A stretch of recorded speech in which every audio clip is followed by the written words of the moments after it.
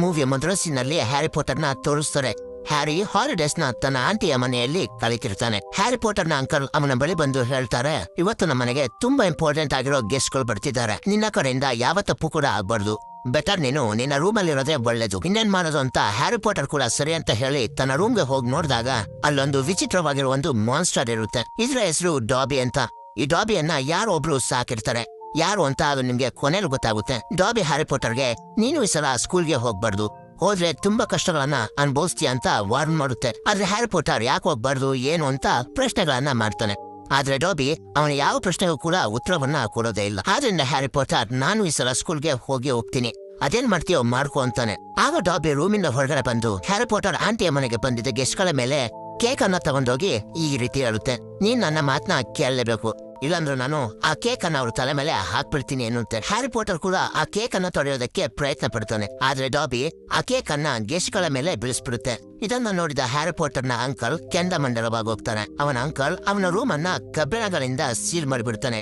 ಅವನು ಇಲ್ಲಿಂದ ಓಡೋಗ್ದೇ ಇರ್ಲಿ ಅಂತ. ಆದ್ರೆ ರಾತ್ರಿಯ ಸಮಯದಲ್ಲಿ ಹ್ಯಾರಿ ಪಾಟರ್ನ ಫ್ರೆಂಡ್ ಆದ ರೋನ್ ಫ್ಲೈಯಿಂಗ್ ಕಾರ್ ತಗೊಂಡ್ ಬಂದು ಹ್ಯಾರಿ ಪಾಟರ್ನ ಅಲ್ಲಿಂದ ಬಿಡಿಸ್ಕೊಂಡು ತನ್ನ ಮನೆಗೆ ಕರ್ಕೊಂಡು ಹೋಗ್ತಾನೆ. ನಂತರ ಹಾಗ್ವರ್ಡ್ ಸ್ಕೂಲ್ ಸ್ಟಾರ್ಟ್ ಆಗಿರುತ್ತೆ.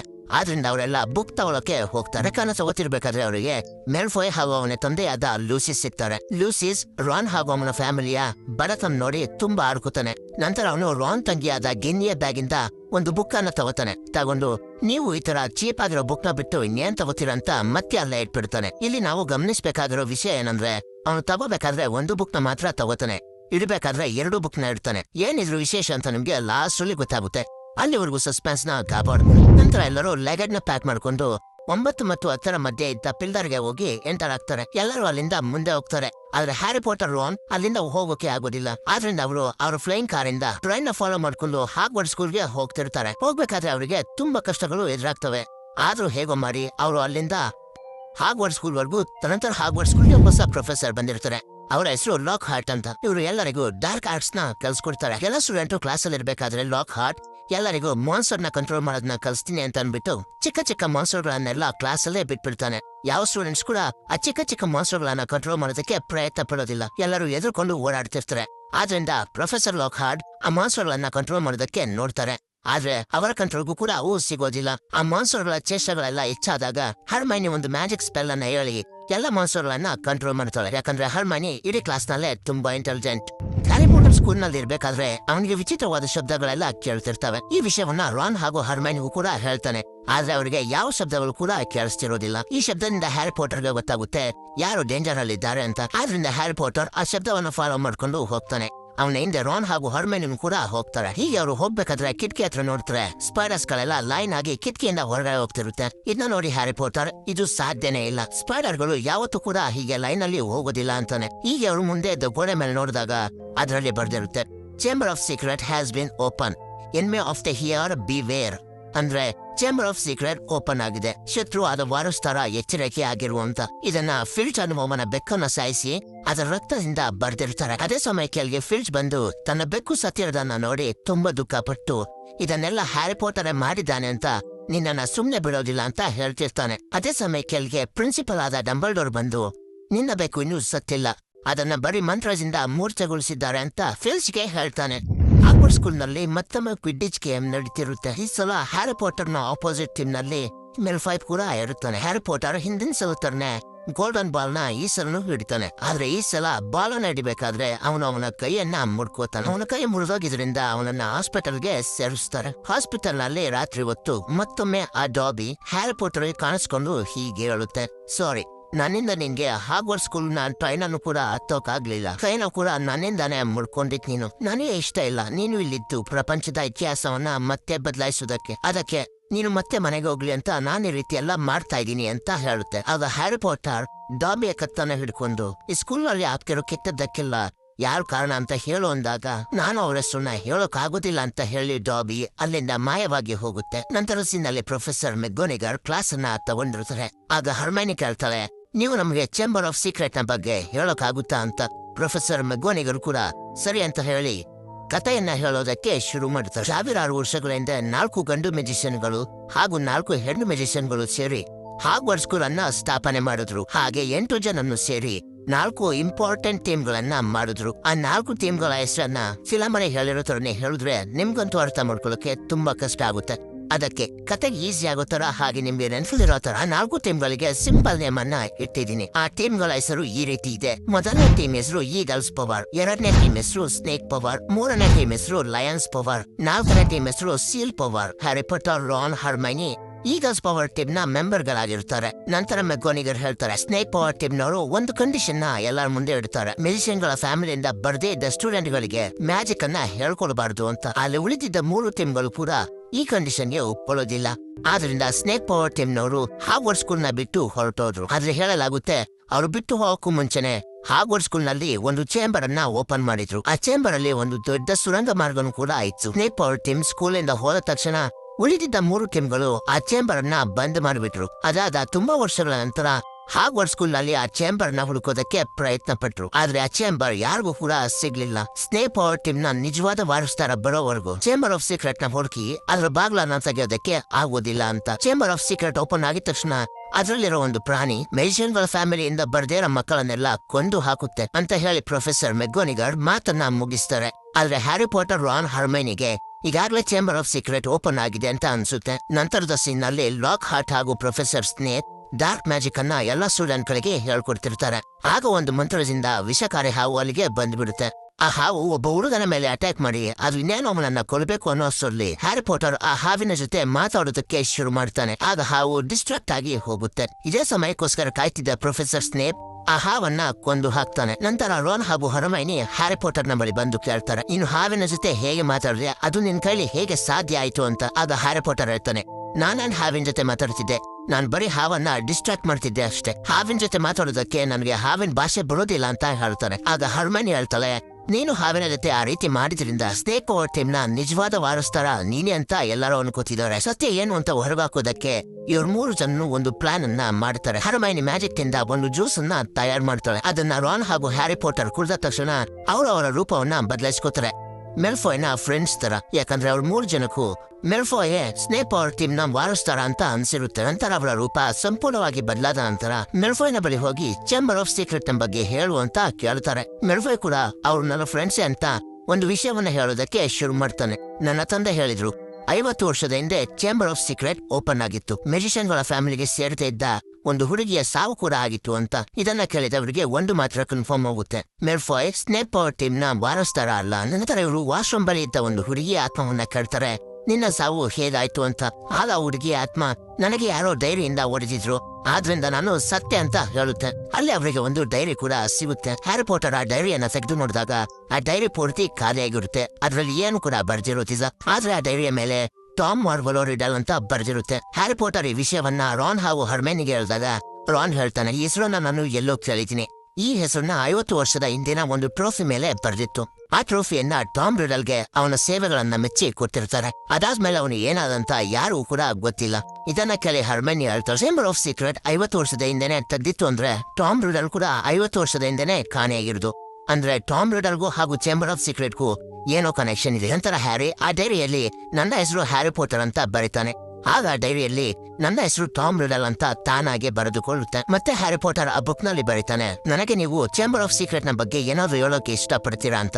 ಆಗ ಡೈರಿಯಲ್ಲಿ ನಾನ್ ನಿಮಗೆ ಹೇಳೋಕ್ಕಾಗಲ್ಲ, ನಾನ್ ನಿಮ್ಗೆ ತೋರಿಸ್ತೀನಿ ಅಂತ 50 ವರ್ಷದ ಹಿಂದಿನ ವಿಷನ್ ಅನ್ನ ತೋರಿಸುತ್ತೆ. ಆ ವಿಷನ್ ಅಲ್ಲಿ ಟಾಮ್ ರಿಡಲ್ ಹ್ಯಾಗ್ರಿಡ್ ಬಳಿ ಹೋಗಿ ಆ ಪ್ರಾಣಿಯನ್ನ ಸ್ಕೂಲ್ಗೆ ತಂದಿರೋದು ನೀನೆ ಅಂತ ಹೇಳ್ತಿರ್ತಾನೆ. ಆಗ ಹ್ಯಾಗ್ರಿಡ್, ನೀವು ತಪ್ಪು ತಿಳ್ಕೊಂಡಿದ್ದೀರಾ, ಆ ಪ್ರಾಣಿಯನ್ನ ತಂದಿರೋದು ನಾನಲ್ಲ ಅಂತಾನೆ. ಆಗ ಟಾಮ್ ರಿಡಲ್ ಹ್ಯಾಗ್ರಿಡ್ ನ ಬಳಿ ಇದ್ದ ಬಾಕ್ಸ್ ಮೇಲೆ ಮ್ಯಾಜಿಕ್ ಮಾಡಿದಾಗ ಆ ಬಾಕ್ಸ್ ನಿಂದ ಒಂದು ಸ್ಪೈಡರ್ ಆಚೆ ಬರುತ್ತೆ. ನಂತರ ಆ ಸ್ಪೈಡರ್ ಹಾಗ್ವರ್ಡ್ ಸ್ಕೂಲ್ ಇಂದ ದೂರ ಹೊರಟು ಹೋಗುತ್ತೆ. ಈ ವಿಷನ್ ಮುಗಿದ ತಕ್ಷಣ ಹ್ಯಾರಿ ಪಾಟರ್ ಮತ್ತೆ ತಾನಿದ್ದ ಜಾಗಕ್ಕೆ ಬರ್ತಾನೆ. ಈ ವಿಷಯವನ್ನ ಹ್ಯಾರಿ ಪಾಟರ್ ರಾನ್ಗೆ ಕೂಡ ಹೇಳ್ತಾನೆ. ಮಾರನೇ ದಿನ ಹ್ಯಾರಿ ಪಾಟರ್, ರಾನ್, ಹರ್ಮೈನಿ ಈ ವಿಷಯದ ಬಗ್ಗೆ ಮಾತಾಡ್ತಿರ್ಬೇಕಾದ್ರೆ ಅಲ್ಲಿಗೆ ಒಬ್ಬ ಹುಡುಗ ಬಂದು ಹ್ಯಾರಿ ಪಾಟರ್ಗೆ ನಿನ್ನ ರೂಮ್ಗೆ ಹೋಗಿ ನೋಡು ಅಂತ ಹೇಳ್ತಾನೆ. 3 ಜನನು ಹ್ಯಾರಿ ಪಾಟರ್ ರೂಮ್ಗೆ ಹೋದಾಗ ಅವ್ರಿಗೆ ಗೊತ್ತಾಗುತ್ತೆ ಯಾರೋ ರೂಮ್ ಎಲ್ಲ ಚೆಕ್ ಮಾಡಿ ಹ್ಯಾರಿ ಪಾಟರ್ ನ ಬಳಿದ್ದ ಡೈರಿಯನ್ನ ತೆಗೆದುಕೊಂಡು ಹೋಗಿದ್ದಾರೆ ಅಂತ. ನಂತರ ಸೀನ್ ಅಲ್ಲಿ ಹ್ಯಾರಿ ಪಾಟರ್ ಕ್ವಿಡ್ಡಿಚ್ ಗೇಮ್ ನ ಆಡೋದಕ್ಕೆ ಎಲ್ಲ ತಯಾರಿಯನ್ನ ಮಾಡ್ಕೊತಿರ್ತಾನೆ. ಆಗ ಅಲ್ಲಿಗೆ ಪ್ರೊಫೆಸರ್ ಮೆಕ್ಗೋನಿಗರ್ ಬಂದು ಇವತ್ತು ಕ್ವಿಡ್ಡಿಚ್ ಗೇಮ್ ಕ್ಯಾನ್ಸಲ್ ಆಗಿದೆ ಅಂತ ಹೇಳ್ತಾರೆ. ಯಾಕಂದ್ರೆ ಹರ್ಮೈನಿ ಸಂಪೂರ್ಣವಾಗಿ ಫ್ರೀಸ್ ಆಗ್ಬಿಟ್ಟಿರ್ತಾಳೆ. ಇದೇ ತರ ಹಾಗ್ವರ್ಡ್ ಸ್ಕೂಲ್ ಅಲ್ಲಿ ಇನ್ನೂ 2 ಹುಡುಗಿಯರಿಗೂ ಕೂಡ ಆಗಿರುತ್ತೆ. ನಂತರ ಹ್ಯಾರಿ ಪಾಟರ್ ರಾನ್ ಕರ್ಕೊಂಡು ಹ್ಯಾಗ್ರಿಡ್ ಬಳಿ ಹೋಗಿ ಹ್ಯಾರಿ ಪಾಟರ್ ಹ್ಯಾಗ್ರಿಡ್ ನ 50 ವರ್ಷದ ಹಿಂದೆ ಚೇಂಬರ್ ಆಫ್ ಸೀಕ್ರೆಟ್ ನ ಯಾಕೆ ಓಪನ್ ಮಾಡಿದ್ದೆ ಅಂತ ಕೇಳ್ತಾನೆ. ಆಗ ಹ್ಯಾಗ್ರಿಡ್ ಹೇಳ್ತಾನೆ, ಚೇಂಬರ್ ಆಫ್ ಸೀಕ್ರೆಟ್ ನ ಓಪನ್ ಮಾಡಿದ್ದು ನಾನಲ್ಲ ಅಂತ ನಿಮ್ಗೆ ನಂಬಿಕೆ ಬಂದಿಲ್ಲ ಅಂದ್ರೆ ಹಾಗ್ವರ್ಡ್ಸ್ ಸ್ಕೂಲಿಂದ ಲೈನ್ ಆಗಿ ಆಚೆ ಹೋಗ್ತಿರೋ ಸ್ಪೈಡರ್ ಗಳನ್ನ ಫಾಲೋ ಮಾಡಿ, ನಿಮಗೆ ನಿಮ್ಮ ಉತ್ತರ ಸಿಗುತ್ತೆ. ಹ್ಯಾರಿ ಪಾಟರ್ ಹಾಗೂ ರಾನ್ ಆ ಸ್ಪೈಡರ್ ಗಳನ್ನ ಫಾಲೋ ಮಾಡ್ಕೊಂಡು ಹೋಗ್ತಾರೆ. ಫಾಲೋ ಮಾಡ್ಕೊಂಡು ಹೋದ ಅವರಿಗೆ ಒಂದು ದೊಡ್ಡ ಸ್ಪೈಡರ್ ಎದುರಾಗುತ್ತೆ. 50 ವರ್ಷದಿಂದ ಹ್ಯಾಗ್ರಿಡ್ ಬಾಕ್ಸಿನ ತಪ್ಪಿಸ್ಕೊಂಡಿದ್ದ ಅದೇ ಸ್ಪೈಡರ್ ಇದು. ಆ ಸ್ಪೈಡರ್ ಅವರಿಬ್ರಿಗೂ ಹೇಳುತ್ತೆ, ಹ್ಯಾಗ್ರಿಡ್ ಹೇಳ್ತಾ ಇರೋದು ನಿಜಾನೇ, ಅವನು ಚೇಂಬರ್ ಆಫ್ ಸೀಕ್ರೆಟ್ ನ ಓಪನ್ ಮಾಡಿಲ್ಲ. ಆಗ ಹ್ಯಾರಿ ಪಾಟರ್ ಆ ಸ್ಪೈಡರ್ ನ ಕೇಳ್ತಾನೆ, ಸ್ಕೂಲ್ ನಲ್ಲಿ ಎಲ್ಲರ ಪ್ರಾಣವನ್ನ ತೆಗಿತಿರೋದು ನೀನಾ ಅಂತ. ಆಗ ಆ ಸ್ಪೈಡರ್ ಇಲ್ಲ ಅಂತ ಹೇಳಿ ಎಲ್ಲರ ಪ್ರಾಣವನ್ನ ತೆಗಿತಿರೋದು ಒಂದು ದೊಡ್ಡ ಹಾವು. ಆ ಹಾವಿಂದ ಹಾಗ್ವರ್ಡ್ಸ್ ಸ್ಕೂಲಲ್ಲಿರೋ ಸ್ಪೈಡರ್ ಗಳೆಲ್ಲ ಕಾಡಿಗೆ ಬಂದಿರೋದು. ಯಾಕಂದ್ರೆ ಆ ದೊಡ್ಡ ಹಾವನ್ನ ಕಂಡ್ರೆ ಎಲ್ಲ ಸ್ಪೈಡರ್ಗಳಿಗೂ ತುಂಬಾ ಹೆದರಿಕೆ. ಆ ದೊಡ್ಡ ಹಾವು ಜನ್ಮ ಪಡ್ಕೊಂಡಿದ್ದು ಸೀಕ್ರೆಟ್ ಆಫ್ ಚೇಂಬರ್ ನ ರೂಮ್ ನಲ್ಲೇ. ಈಗಲೂ ಕೂಡ ಅದು ಅಲ್ಲೇ ಇದೆ. ಹೀಗಂತ ಹೇಳಿ ಅದು ಮಾತು ಮುಗಿಸ್ತಿದ್ದಂಗೆನೆ ಅಲ್ಲಿದ್ದ ಹಲವು ಸ್ಪೈಡರ್ಗಳು ಅವರ ಮೇಲೆ ಅಟ್ಯಾಕ್ ಮಾಡಿ ಅವರನ್ನ ಕೊಲ್ಲೋದಕ್ಕೆ ಬರ್ತವೆ. ಅದೇ ಸಮಯಕ್ಕೆ ಅಲ್ಲಿಗೆ ಅವರ ಫ್ಲೈಯಿಂಗ್ ಕಾರ್ ಬರುತ್ತೆ. ಅದರ ಸಹಾಯದಿಂದ ಅವರು ಅಲ್ಲಿಂದ ತಪ್ಪಿಸ್ಕೊಂಡು ಬರ್ತಾರೆ. ರಾನ್ ಹಾಗೂ ಹ್ಯಾರಿ ಪಾಟರ್ ಸ್ಕೂಲ್ಗೆ ಬಂದಾಗ ಗೊತ್ತಾಗುತ್ತೆ, ರಾನ್ ತಂಗಿಯಾದ ಗಿನ್ನಿನ ಸೀಕ್ರೆಟ್ ಆಫ್ ಚೇಂಬರ್ ಅಲ್ಲಿರೋ ಆ ದೊಡ್ಡ ಹಾವು ಎತ್ಕೊಂಡೋಗಿದೆ. ಇದರಿಂದ ಗಾಬರಿಗೊಂಡ ಅವರು ಸೀಕ್ರೆಟ್ ಆಫ್ ಚೇಂಬರ್ಗೆ ಹೋಗಿ ಗಿನ್ನಿಯನ್ನ ಕಾಪಾಡಬೇಕು ಅಂತ ಡಿಸೈಡ್ ಮಾಡ್ತಾರೆ. ನಂತರ ಹ್ಯಾರಿ ಪಾಟರ್ ಹಾಗೂ ರಾನ್ ಲಾಕ್ ಹಾರ್ಟ್ ನ ಬಳಿ ಹೋಗಿ ಅವನನ್ನ ಎದುರಿಸಿ ಅವನನ್ನ ಅವರ ಜೊತೆ ಹೋಗೋದಕ್ಕೆ ಒಪ್ಪುವಂತೆ ಮಾಡ್ತಾರೆ. ನಂತರ ಈ 3 ಜನನು ವಾಶ್ರೂಮ್ ಬಳಿ ಇದ್ದ ಆ ಹುಡುಗಿಯ ಆತ್ಮದ ಸಹಾಯದಿಂದ ಚೇಂಬರ್ ಆಫ್ ಸೀಕ್ರೆಟ್ ನ ಡೋರ್ ಅನ್ನ ಹುಡುಕ್ತಾರೆ. ಆಗ ರಾನ್ ಹ್ಯಾರಿ ಪಾಟರ್ಗೆ ಹಾವಿನ ಭಾಷೆಯಲ್ಲಿ ಏನಾದ್ರೂ ಮಾತಾಡೋದಕ್ಕೆ ಹೇಳ್ತಾನೆ. ಹ್ಯಾರಿ ಪಾಟರ್ ಕೂಡ ಸರಿ ಅಂತ ಹೇಳಿ ಹಾವಿನ ಭಾಷೆಯಲ್ಲಿ ಒಂದೆರಡು ಮಾತನ್ನ ಆಡ್ತಾನೆ. ಆಗ ಚೇಂಬರ್ ಆಫ್ ಸೀಕ್ರೆಟ್ ಓಪನ್ ಆಗುತ್ತೆ. ನಂತರ ಅವ್ರ 3 ಜನನು ಅದ್ರ ಒಳಗಡೆ ಹೋಗ್ತಾರೆ. ಅವ್ರ 3 ಜನ ಕೆಳಗೆ ಹೋದಾಗ ತುಂಬಾ ಕಲ್ಲುಗಳು ರಾನ್ ಹಾಗೂ ಲಾಕ್ ಹಾರ್ಟ್ ನ ಮೇಲೆ ಬಿದ್ದು ಅವರು ಅಲ್ಲೇ ಸ್ಟಕ್ ಆಗ್ಬಿಡ್ತಾರೆ. ಆದ್ರಿಂದ ಹ್ಯಾರಿ ಪಾಟರ್ ಒಬ್ನೇ ಅಲ್ಲಿಂದ ಮುಂದೆ ಹೋಗ್ತಾನೆ. ಮುಂದೆ ಹೋದ ಅವನಿಗೆ ರಾನ್ನ ತಂಗಿಯಾದ ಗಿನ್ನಿ ಕಾಣ್ತಾಳೆ. ಗಿನ್ನಿಯನ್ನ ನೋಡಿ ಹ್ಯಾರಿ ಪಾಟರ್ ಅವಳ ಹತ್ರ ಹೋದಾಗ ಅಲ್ಲಿಗೆ ಟಾಮ್ ರಿಡಲ್ ಬರ್ತಾನೆ. ಬಂದು ಹ್ಯಾರಿ ಪಾಟರ್ಗೆ ಹೇಳ್ತಾನೆ, ಇವಳು ಇಷ್ಟು ದಿನ ನನ್ನ ಕಂಟ್ರೋಲ್ ನಲ್ಲೇ ಇದ್ಲು, ಹಾಗೆ ಗೋಡೆ ಮೇಲೆ ರಕ್ತದಿಂದ ಮೆಸೇಜ್ ಗಳನ್ನ ಬರೆತಿದ್ದು ಇವಳೆ, ಇದನ್ನೆಲ್ಲ ಮಾಡಿದ್ದು ನಿನ್ನನ್ನ ಕರ್ಸ್ಕೋಬೇಕು ಅಂತ ಹೇಳಿದಾಗ ಹ್ಯಾರಿ ಪಾಟರ್ ನನ್ಯಾಕೆ ನೀನು ನೋಡ್ಬೇಕು ಅಂತ ಕೇಳ್ತಾನೆ. ಟಾಮ್ ರಿಡಲ್ ತನ್ನ ಪೂರ್ಣ ಹೆಸರಾದ ಟಾಮ್ ಮಾರ್ವಲೋ ರಿಡಲ್ ಅಂತ ಬರೀತಾನೆ. ನಂತರ ಹೆಸರೆಲ್ಲ ಚೇಂಜ್ ಆಗಿ I am the lord of Voldemort ಅಂತ ಆಗುತ್ತೆ. ಹ್ಯಾರಿ ಪಾಟರ್ ನ ತಲೆಯಲ್ಲಿ ಗಾಯ ಮಾಡಿದ್ದು ಹಾಗೆ ಅವನ ತಂದೆ ತಾಯಿಯನ್ನು ಸಾಯಿಸಿದ್ದು ಇವನೇ ವಾಲ್ಡೆಮೋರ್. ಹ್ಯಾರಿ ಪಾಟರ್ ಚಿಕ್ಕವನಿದ್ದಾಗ ವಾಲ್ಡೆಮೋರ್ಗೆ ಅವನನ್ನ ಕೊಲ್ಲೋದಕ್ಕೆ ಆಗಿರೋದಿಲ್ಲ. ಆದ್ರಿಂದ ಇವಾಗ ಕೊಲ್ಬೇಕು ಅಂತ ಅನ್ಕೊಂಡಿರ್ತಾನೆ. ನಂತರ ವಾಲ್ಡೆಮೋರ್ ಅಲ್ಲೇ ಅಡಗಿಕೊಂಡಿದ್ದ ದೊಡ್ಡ ಹಾವನ್ನ ಕರೀತಾನೆ. ನಂತರ ಆ ಹಾವು ಹ್ಯಾರಿ ಪಾಟರ್ ನ ಮೇಲೆ ಅಟ್ಯಾಕ್ ಮಾಡೋದಕ್ಕೆ ಶುರು ಮಾಡುತ್ತೆ. ಹೀಗೆ ಆ ಹಾವು ಅಟ್ಯಾಕ್ ಮಾಡ್ತಿರ್ಬೇಕಾದ್ರೇನೆ ಅಲ್ಲಿಗೆ ಪ್ರಿನ್ಸಿಪಾಲ್ ಡಂಬಲ್ಡೋರ್ ನ ಫೀನಿಕ್ಸ್ ಪಕ್ಷಿ ಬಂದು ಆ ಹಾವಿನ ಕಣ್ಣನ್ನ ಕಿತ್ತು ಹಾಕುತ್ತೆ. ಆದ್ರೂ ಕೂಡ ಆ ಹಾವು ಹ್ಯಾರಿ ಪಾಟರ್ ನ ಮೇಲೆ ಅಟ್ಯಾಕ್ ಮಾಡ್ತಾನೆ ಇರುತ್ತೆ. ನಂತರ ಹ್ಯಾರಿ ಪಾಟರ್ಗೆ ಈಗ ಸ್ಪವರ್ ಟೀಮ್ ನ ಕತ್ತಿ ಕಾಣುತ್ತೆ. ಇದನ್ನ ಆ ಫೀನಿಕ್ಸ್ ಪಕ್ಷಿನೇ ತಂದಿರುತ್ತೆ. ಹ್ಯಾರಿ ಪಾಟರ್ ಆ ಕತ್ತಿಯನ್ನ ತಗೊಂಡು ಆ ಹಾವಿನ ತಲೆಗೆ ಚುಚ್ಚಿ ಬಿಡ್ತಾನೆ. ಹೀಗೆ ಮಾಡ್ಬೇಕಾದ್ರೆ ಆ ಹಾವಿನ ಒಂದು ಹಲ್ಲು ಹ್ಯಾರಿ ಪಾಟರ್ಗೆ ಚುಚ್ಚಿದ್ರಿಂದ ಅವನ ಮೈಯ ತುಂಬಾ ವಿಷ ಏರುತ್ತಿರುತ್ತೆ. ನಂತರ ಹೇಗೋ ಕಷ್ಟಪಟ್ಟು ಹ್ಯಾರಿ ಪಾಟರ್ ಗಿನ್ನಿ ಇದ್ದ ಜಾಬರವರೆಗೂ ಬರ್ತಾನೆ. ಅದೇ ಸಮಯಕ್ಕೆ ಅಲ್ಲಿಗೆ ವಾಲ್ಡೆಮೋರ್ ಕೂಡ ಬಂದು ಹ್ಯಾರಿ ಪಾಟರ್ ನ ಕೊಲ್ಲೋದಕ್ಕೆ ನೋಡ್ತಾನೆ. ಆಗ ಹ್ಯಾರಿ ಪಾಟರ್ ತನ್ನ ಬಳಿದ್ದ ಆ ಹಾವಿನ ಹಲ್ಲಿನಿಂದ ಡೈರಿಗೆ ಚುಚ್ತಾನೆ. ಇದರಿಂದ ವಾಲ್ಡೆಮೋರ್ ನ ಶಕ್ತಿ ಕಮ್ಮಿ ಆಗ್ತಾ ಹೋಗುತ್ತೆ. ಹೀಗೆ ಹ್ಯಾರಿ ಪಾಟರ್ ಆ ಡೈರಿಗೆ ತುಂಬಾ ಸಲ ಚುಚ್ತಾನೆ. ಇದರಿಂದ ವಾಲ್ಡೆಮೋರ್ ನ ಮೈ ಒಳಗೆ ಬೆಂಕಿ ಎಲ್ಲ ಬಂದು ಅವನು ಅಲ್ಲಿಂದ ಮಾಯವಾಗಿ ಹೋಗ್ತಾನೆ. ಹ್ಯಾರಿ ಪಾಟರ್ ನ ಮೈಯಲ್ಲಿ ಆ ಹಾವಿನ ವಿಷ ಏರ್ತಾನೆ ಇರುತ್ತೆ. ಆಗ ಅಲ್ಲಿಗೆ ಪ್ರಿನ್ಸಿಪಾಲ್ ಡಂಬಲ್ಡೋರ್ ನ ಫೀನಿಕ್ಸ್ ಪಕ್ಷಿ ಬಂದು ಅದರ ಕಣ್ಣೀರನ್ನ ಹ್ಯಾರಿ ಪಾಟರ್ ನ ಗಾಯದ ಮೇಲೆ ಹಾಕುತ್ತೆ. ಇದರಿಂದ ಹ್ಯಾರಿ ಪಾಟರ್ ಸಂಪೂರ್ಣವಾಗಿ ಸರಿ ಹೋಗ್ತಾನೆ. ಯಾಕಂದ್ರೆ ಫೀನಿಕ್ಸ್ ಪಕ್ಷಿಯ ಕಣ್ಣೀರು ಅಷ್ಟು ಪವಿತ್ರವಾಗಿರುತ್ತೆ. ನಂತರದ ಸೀನ್ ಅಲ್ಲಿ ಪ್ರಿನ್ಸಿಪಲ್ ಆದ ಡಂಬಲ್ಡೋರ್ ಹ್ಯಾರಿ ಪಾಟರ್ ನ ಕೆಲಸದಿಂದ ಅವನ ಮೇಲೆ ಹೆಮ್ಮೆ ಪಡ್ತಿರೋದನ್ನ ತೋರಿಸ್ತಾರೆ. ನಂತರ ಹ್ಯಾರಿ ಪಾಟರ್ಗೆ ಮತ್ತೊಂದು ವಿಷಯವನ್ನ ಹೇಳ್ತಾರೆ. ಹ್ಯಾರಿ ಪಾಟರ್ ಚಿಕ್ಕವನಿರ್ಬೇಕಾದ್ರೆ ವಾಲ್ಡೆಮೋರ್ ಅವನನ್ನ ಸಾಯಿಸೋದಕ್ಕೆ ಬಂದಾಗ ವಾಲ್ಡೆಮೋರ್ ನ ಸ್ವಲ್ಪ ಶಕ್ತಿ ಹ್ಯಾರಿ ಪಾಟರ್ಗೂ ಕೂಡ ಬಂದಿರುತ್ತೆ. ಈ ಶಕ್ತಿಯಿಂದನೇ ಹ್ಯಾರಿ ಪಾಟರ್ ಹಾವಿನ ಭಾಷೆಯನ್ನ ಮಾತಾಡೋಕೆ ಹಾಗೂ ಅದನ್ನ ಅರ್ಥ ಮಾಡ್ಕೊಳ್ಳೋಕೆ ಸಾಧ್ಯವಾಗಿತ್ತು. ಅದೇ ಸಮಯಕ್ಕೆ ಅಲ್ಲಿಗೆ ಮೆಲ್ಫಾಯ್ ನ ತಂದೆಯಾದ ಲೂಸಿಸ್ ಬರ್ತಾನೆ. ಅಸಲಿಗೆ ಏನಾಗಿದೆ ಅಂದ್ರೆ ಹಾಗ್ವರ್ಡ್ಸ್ ಸ್ಕೂಲ್ ಅಲ್ಲಿ ನಡೀತಿದ್ದ ಕೆಲಸಗಳಿಗೆಲ್ಲ ಪ್ರೊಫೆಸರ್ ಡಂಬಲ್ಡೋರ್ ಸರಿಯಾಗಿ ಸ್ಪಂದಿಸ್ತಿಲ್ಲ ಅಂತ ಅವನ ಪದವಿಯಿಂದ ಕೆಳಗಿಳಿಸ್ತಿದ್ರು. ಆದ್ರೆ ಹ್ಯಾರಿ ಪಾಟರ್ ನಿಂದ ಅವನ ಪದವಿ ಅವನಿಗೆ ಮತ್ತೆ ಸಿಕ್ಕಿರುತ್ತೆ.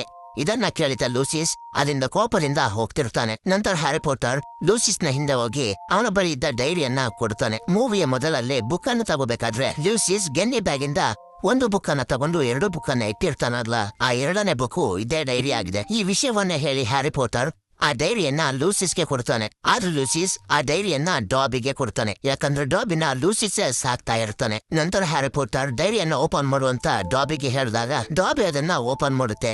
ಓಪನ್ ಮಾಡಿ ನೋಡಿದಾಗ ಅದರಲ್ಲಿ ಹ್ಯಾರಿ ಪಾಟರ್ ನ ಸಾಕ್ಸ್ ಗಳಿರ್ತವೆ. ಒಂದು ರೂಲ್ಸ್ ನ ಪ್ರಕಾರ ಡಾಬಿಯ ಮಾಸ್ಟರ್ ಯಾರಿಗಾದ್ರೂ ಸೇರಿರುವ ವಸ್ತುವನ್ನ ಡಾಬಿಗೆ ಕೊಟ್ರೆ ಡಾಬಿ ಆ ವಸ್ತುವಿನ ಮಾಲೀಕರ ಸೇವಕನಾಗ್ಬೇಕು. ಡಾಬಿಯ ಮಾಸ್ಟರ್ ಹ್ಯಾರಿ ಪಾಟರ್ ನ ಸಾಕ್ಸ್ ನ ಕೊಟ್ಟಿರೋದ್ರಿಂದ ಡಾಬಿನ್ ಮೇಲಿಂದ ಹ್ಯಾರಿ ಪಾಟರ್ ನ ಕೆಲಸಗಾರ. ಹ್ಯಾರಿ ಪಾಟರ್ನ ಚಾಲಾಕಿಯನ್ನು ನೋಡಿ ಲೂಸಿಸ್ ಅವನ ಮೇಲೆ ಅಟ್ಯಾಕ್ ಮಾಡೋಕೆ ಹೋದಾಗ ಡಾಬಿ ತನ್ನ ಹೊಸ ಮಾಸ್ಟರ್ ಹ್ಯಾರಿ ಪಾಟರ್ನ ಪ್ರೊಟೆಕ್ಟ್ ಮಾಡುತ್ತೆ. ಆಗ ಲೂಸಿಸ್ ಏನು ಮಾಡಲಾಗದೆ ಅಲ್ಲಿಂದ ಹೊರಟು ಹೋಗ್ತಾನೆ. ಮೂವಿಯ ಕೊನೆಯ ಸೀನ್ ನಲ್ಲಿ ತೋರಿಸ್ತಾರೆ ಹ್ಯಾರಿ ಚೇಂಬರ್ ಆಫ್ ಸೀಕ್ರೆಟ್ ನ ಓಪನ್ ಮಾಡಿರೋದು ಅಂತ. ಅವನನ್ನ ಜೈಲಿಗೆ ಹಾಕಿರ್ತಾರೆ. ಅವನು ಆ ಕೆಲಸವನ್ನ ಮಾಡಿಲ್ಲ ಅಂತ ಹೇಳಿದ್ಮೇಲೆ ಅವನನ್ನ ಬಿಡುಗಡೆ ಮಾಡಿರ್ತಾರೆ. ಹರ್ಮೈನಿನೂ ಕೂಡ ಸರಿಯಾಗಿರ್ತಾಳೆ. ಇಲ್ಲಿಗೆ ಈ ಮೂವಿ ಎಂಡ್ ಆಗುತ್ತೆ.